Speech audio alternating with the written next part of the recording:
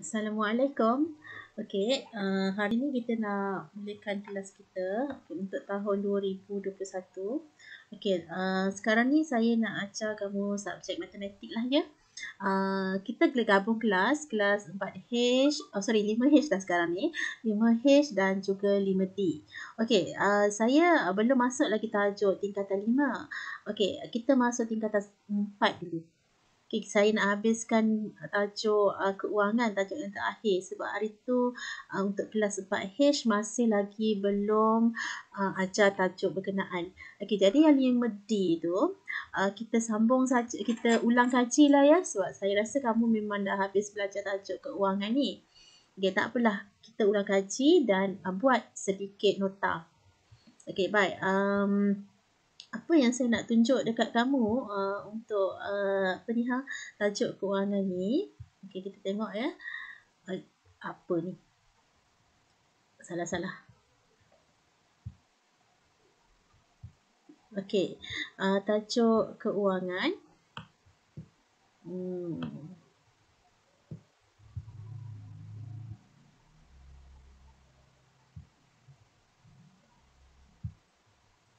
Okey, ini nota tentang tajuk pengurusan keuangan. Baik, kat sini saya minta kamu sementara dengar ni dan kamu boleh salin lah ya. Okey, apa dia pengurusan keuangan? Okey, pengurusan keuangan ialah perancangan dan pengurusan keuangan. Maksud dia ialah proses yang melibatkan pengurusan wang daripada sumber pendapatan terhadap simpanan, perbelanjaan, perlindungan dan pelaburan. Okey, jadi sekarang apa yang kita tengok dekat sini ialah macam mana kamu menggunakan sumber keuangan kamu lah ya. Macam mana kamu gunakan sumber keuangan kamu dan kamu uruskan sumber keuangan kamu tu terhadap perbelanjaan kamu, simpanan, apa yang kamu buat dengan duit yang kamu ada. Okey. Yang kedua, ada 5 langkah dalam proses pengurusan keuangan. Okay, ini dia ada 5 langkah. Yang pertama ialah menetapkan matlamat. Apa matlamat kita? Yang kedua ialah menilai kedudukan keuangan kita. Sampai mana keuangan kita? Adakah stabil? Adakah mencukupi ataupun tidak mencukupi? Okay. Dan kemudian mewujudkan pelan keuangan. Melaksanakan pelan keuangan. Dan yang kelima ialah mengkaji semula dan menyemak kemajuan. Okey.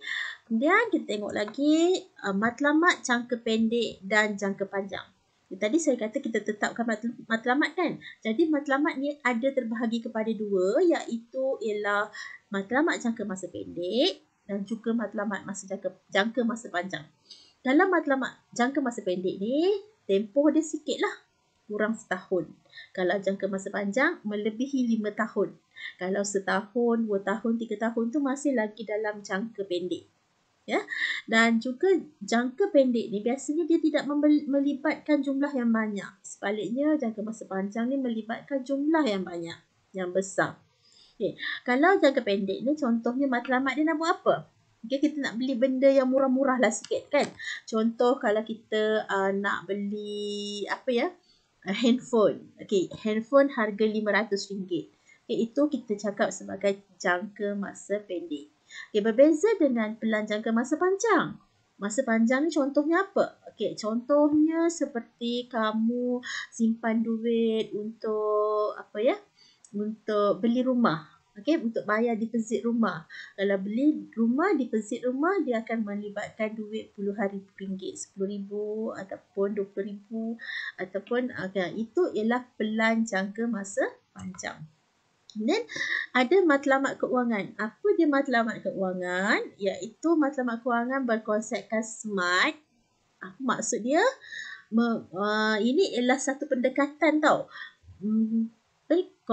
SMART ni, matlamat keuangan berkonsepkan SMART ni ialah satu pendekatan. Kita panggil satu pendekatan yang mana pendekatan ini akan membantu seorang individu itu untuk mengawal perbelanjaannya supaya dapat mencapai matlamat keuangan yang dikehendaki. Maksudnya dia lebih berdisiplin. Dia gunakan duit tu dengan lebih berdisiplin supaya dia dapat capai matlamat dia tu. Okay, contoh kalau tadi saya kata nak beli handphone harga 500. Okay, jadi dia akan simpan duit dia tu daripada gaji tu secara konsisten. Okay, contoh kalau nak simpan 100 sebulan. Okay, jadi 100 sebulan tu konsisten. Dia akan berdisiplin. Tidak akan boros. Okay, berjimat cermat untuk kumpul duit sebanyak 100 sebulan. Okey, tadi kan saya dah cakap satu pendekatan matlamat perancangan keuangan tadi ialah SMART. Apa dia SMART? SMART ialah S, daripada huruf S ataupun spesifik, khusus. Khusus apa dia? Maksudnya kita tahu apa yang kita nak capai, apa matlamat kita. Yang khusus, kita jelas nak beli apa? Nak beli handphone. Contoh nak pergi bercuti. Spesifik. Dan measurable. Measurable boleh diukur. Maksudnya boleh diukur. Okay, adakah kita berkeupayaan adakah kita berkeupayaan untuk mendapatkan benda tu? Boleh diukur harga dia, kan? Harga barang tu ada. Okay, tadi spesifik khusus kita nak handphone. Boleh diukur maksudnya, okay, harga dia berapa? RM500, RM200, RM1,500. Macam tu, boleh diukur. Attainable, maksudnya boleh dicapai ke tak? Contoh kalau kita nak beli handphone harga RM1,500, gaji kita ialah RM500, boleh capai tak? Boleh capai tak? Susahlah nak capai kan? Maksud dia not attainable. Sebab apa? Sebab dengan gaji RM500 kita perlukan jangka masa yang lebih panjang untuk mendapatkan sesuatu tu. Sekarang kalau dah lebih 5 tahun kan dah jadi pelajar ke masa panjang. Kan? R, realistik. Bersifat realistik. Maksudnya benda tu real lah. Real. Kan? Maksudnya boleh tak? Kan? Sesuai tak dengan tempoh masa tadi tu? T, time bond. Time bond ni masa lah. Tadi saya cakap. Berapa kamu nak simpan apa lama? Sebulan? Tak mungkin lah sebulan kan? Mungkin kamu nak simpan selama setahun. Untuk dapatkan sesuatu yang kamu nak tadi, yang kita sebut sebagai matlamat. Okay, contoh perancangan keuangan SMART. Contohnya, okay, Encik Yusof akan menyambut hari keluarga di Port Dickson dalam tempoh 6 bulan. Sambutan akan menelan perbelanjaan sebanyak RM1,500. Encik Yusof perlu menyimpan RM250 sebulan, bukan sebulan ya, sebulan daripada pendapatannya sebanyak RM2,500 sebulan untuk mencapai matlamat keuangan tersebut. Adakah matlamat keuangan Encik Yusof memenuhi pendekatan SMART? Okay, soalan dia. Agak-agak dapat tak? Okay, ya. Jawapannya ya. Okay, kenapa? Ya, dia menggunakan pendekatan SMART. Okey, yang kerana sebab apa? Sebab S, matlamat dia khusus. Apa dia? Sambutan hari keluarga di Port Dickson. M, boleh dihitung. Saya tahu jumlah wang yang perlu untuk perbelanjaan iaitu RM1,500. Dia dah tahu dah berapa dia nak dapat duit kan? Dia nak simpan berapa banyak. Kemudian A, boleh dicapai. Menyimpan RM250 sebulan kerana mempunyai pendapatan RM2,500 sebulan, iaitu 10% saja. Maksudnya dia simpan RM250 sesuai dengan gaji dia RM2,500. Okay. Kemudian R, bersifat realistik. Simpanan RM2,250 boleh dicapai dalam tempoh 6 bulan. Okay. Maksudnya boleh lah. Sebab 6 kali dengan 250, okay, dapat 1,500. Okay, jadi pada tarikh yang dia nak pergi tu, duit dia sebanyak 1,500 telah disimpan. T, tempoh masa. Mempunyai tempoh masa yang mencukupi. Okay, cukuplah. Kan nak simpan 1,500. Masa dia ialah 6 bulan. Kan? Okay. Dan menilai kedudukan keuangan. Aset dan liability menjadi pengukur kedudukan keuangan. Okay, contoh, aset wang simpanan, pelaburan, hartanah, simpanan tetap, saham. Okay, itu ialah contoh aset. Bila seseorang itu banyak aset, maka dia punya kedudukan keuangan dia adalah stabil. Berbeza dengan seseorang yang mempunyai lebihan liability. Liability ni ialah pinjaman, hutang, rumah sewa, bayaran rumah sewa dan bil utility. Maksud dia, bila seseorang itu mempunyai liability dia lebih banyak daripada aset dia.